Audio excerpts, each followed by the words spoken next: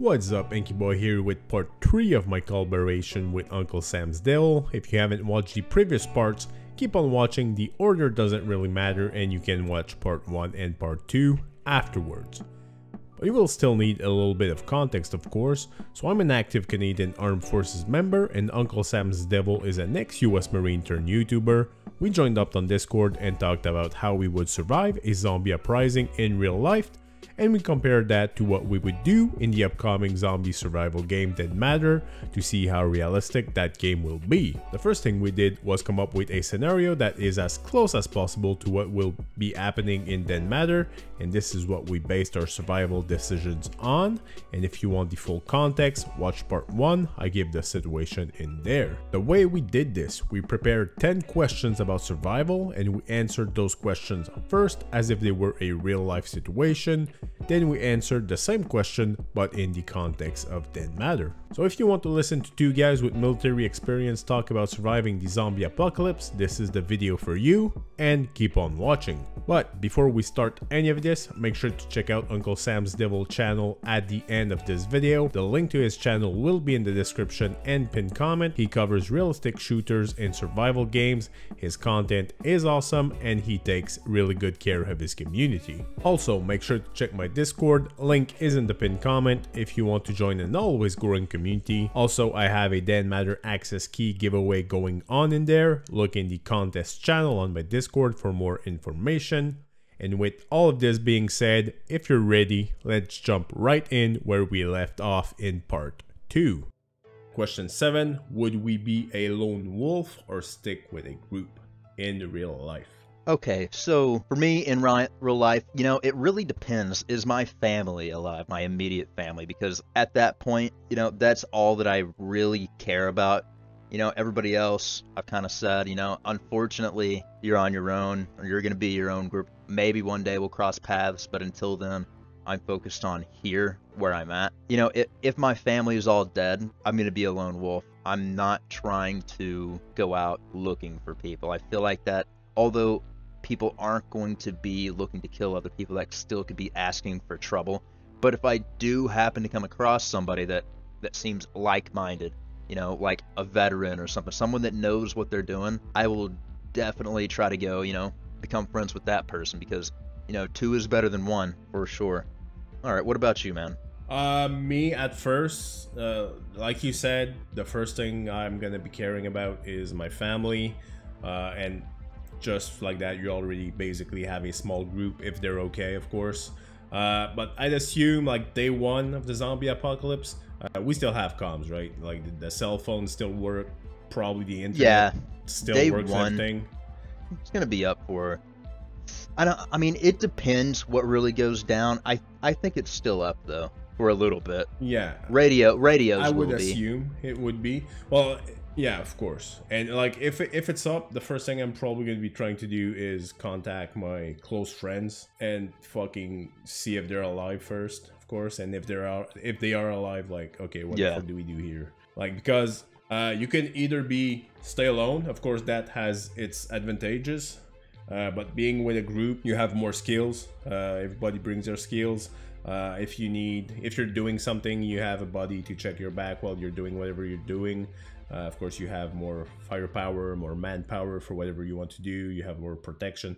So I wouldn't be looking for a group. Like you said, I wouldn't just be going to whoever my 20th neighbor that I've never seen in my life and, hey, bud, do you want to join my gang?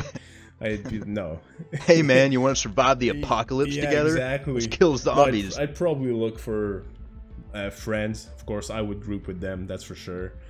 Probably some colleagues, like if I manage to talk with them and like they're not too far away and we see the benefit of grouping up and it's possible and makes sense, I'd definitely go for a group, but with the right person, right? Like not just anybody. Like some people you just don't want to be in their group, right? Or have them in your group, especially when you're sleeping. For sure. And I mean, if there's only 1 in 10 people alive, either it's really good people, you know, that know their stuff, they're principled, they know what they're doing, or it's really freaking bad people that did terrible things exactly to make sure they survived. Yeah, he either survived because he has skills, he knows what to do, or he just took advantage of a situation or an opportunity, and that's how he survived. That's for sure. Good to go. Yeah, all right. And in Dead Matter. Okay, so for me, in Dead Matter, still a tight-knit small group. Obviously, unless you're doing like super role-playing, family is not really a thing, unless you consider the guys you're running with family, you know, whatever. Yeah. Whatever you want to say. But small group, tight-knit, people I can trust 100% with my life, you know. The bigger the group, the bigger the chance for something to go wrong. So I'm not trying to go and recruit 30 people so that we can set up a perimeter at night. Like it's just asking for trouble. You've got more noise pollution, light pollution. You're gonna draw a horde that way, most likely. So again, small, tight-knit group, as I said, and yeah, that's pretty much it for that one. What about you? Me, of course, it's a game, so it's probably going to be a mix of both. It's fun to play with groups, but like you, I don't like just 1, 2, 3 people just to have fun, just to have that experience, just to play the game as a group, because of course it's going to be completely a different experience than if you play solo.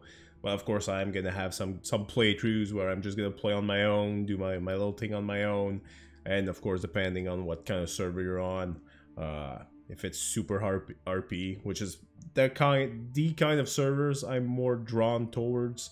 I really want to play this game as a survival simulation-ish. Yeah. So of course I want interaction with people. I want to meet people and like deal with other people.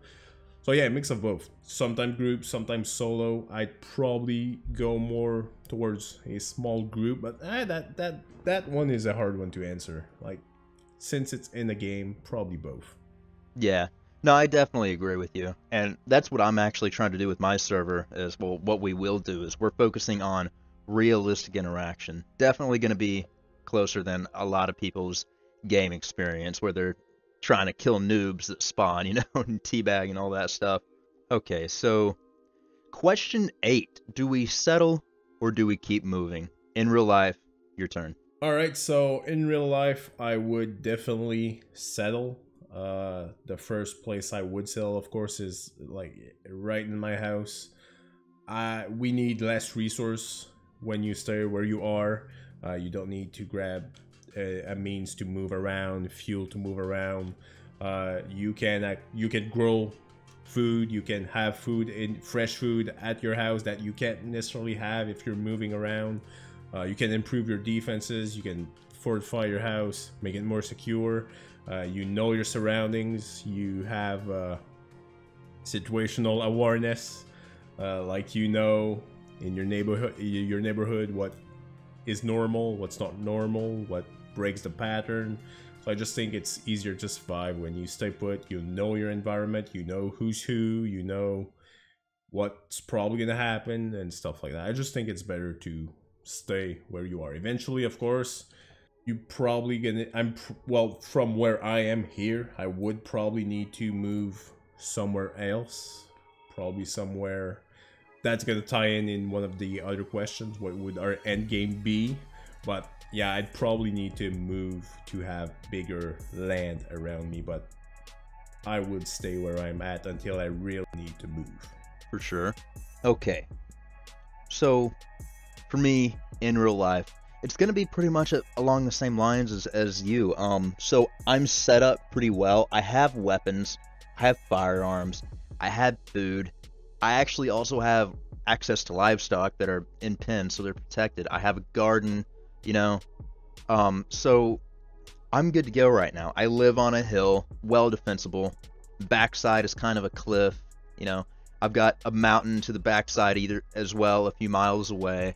A few miles away to the front side I have a river. So 1 in 10 people are alive. The closest town is under 10,000. So at most, the most amount of people that could get at me if all of them came at me at once is 1,000. And that sounds like a lot, but You know, it really isn't, because they're not going to all come to you for one, and they're not going to all come to you at the same time. And some of them are going to die on the way, all kinds of stuff. So I'd be in a pretty good situation, I would say. What about you in Dead Matter, man? Yeah, probably the same thing. I would try to find a suitable base and just upgrade it, because that is one of the aspects of the game I really like, is the base building. Like, you claim your base, you upgrade it, so that is probably one of the things I'm really gonna be enjoying doing, just improving my base. I really enjoy those kind of mechanics, and I don't really see a need in game to be moving around. Of course, during closed alpha there's really not going to be a need, but when we move into early access and the map becomes bigger and we have Calgary and we have the Vancouver Island, which is a planned DLC, then probably moving around is going to be more of an option. But right now, for the closed alpha, I will do some base building, upgrading my base, and just do whatever comes up around that base. Okay, good deal. Yeah, so for me in Dead Matter, I mean, the goal is to settle always. You know, you never know exactly what's going to happen, though, so you could be in progress to trying to find a place to settle. But the end goal here is to settle and survive, but always have a contingency supply and a plan in place, you know, in case at the last moment you've got to get up and move. You know, you don't want to become complacent and decide, you know what, I'm going to stay here, I'm good to go for life. You never know what's going to happen. So you want to have your contingency bag and supplies and be able to get up and just leave if you have to.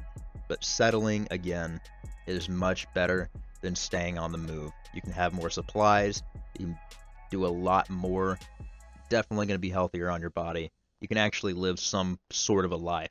Yeah, definitely. And moving around, you're just moving into the unknown, really. Like, you don't know what you're stepping in. All right, so question 9: do we fight and try to eradicate the zombies, or do we avoid them in real life? Okay, so I mean, it kind of depends, you know, but for the most part in real life, your goal is to avoid zombies. You're not going to be running at zombies going, hell yeah, kill zombies. You know, we're not, this isn't COD Zombies here or some zombie slayer game.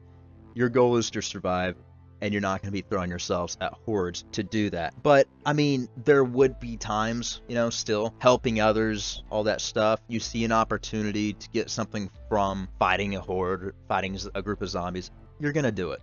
But overall, avoidance is going to be key. Yeah, man, exactly the same thing for me. At first, it's going to be probably 100% avoid. Like, I don't see, unless they're like chilling by your front door, there's no point in just going and trying to kill them. At first, you need to set up your stuff and whatever. And then I believe when you started to probably reach out, have communication lines with people, it's most likely gonna be something that's just gonna come naturally anyways. Like, just, yeah, so there's like these 10 zombies that are freaking there. We can't go get water. We should band up and freaking go take care of those guys. Everybody's gonna have access to water, or just stuff like that. Of course, when everybody's set up, everybody is surviving well, it's just the logical next step to start clearing them out. Right. Removing them from key spots, and just, they're going to be in the way, of course, of people, so they're going to have to go at some point. For sure. Definitely will clog up some important areas that eventually, after a period of time, because there's going to be a lot of zombies, 90% of the population, like we said. Oh yeah, that's a lot. So yeah, there will be times we'll have to go into areas, clear them out, you know, clean up guts and stuff, rotten zombies that have possibly died from the elements. Yeah, exactly. But yeah, exactly. But overall, trying to avoid that as much as possible. All right, so what about in Dead Matter? Okay, so in Dead Matter, you know, it's pretty much across the board. In Dead Matter, we're talking about a more realistic survival game, first-person perspective, everything. Our goal isn't out there to go get some sick zombie kills. We're trying to have a survival experience that relates as closely as possible to real life. So again, we're trying to clear out zombies when we need to, and we need to get to an area, but other than that, we're trying to avoid zombies. And we also do know that noise spawns groups of zombies that will come and attack us.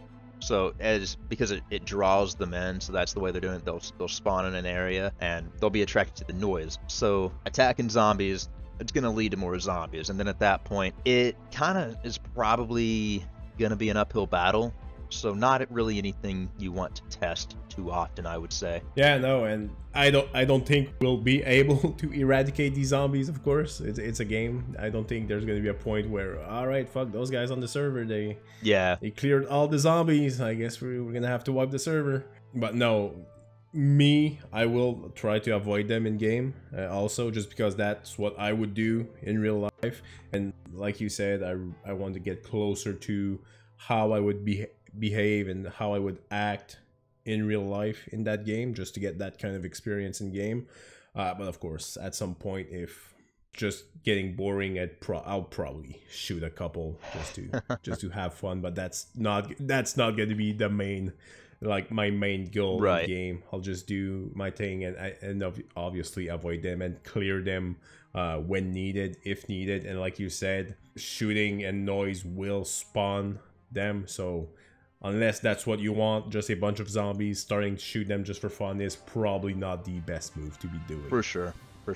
Alright, and there you have it for part 3. Do not forget to give UncleSamsDevil's channel a look. But before you leave, if you've enjoyed this, show your support, take a few seconds to like and subscribe.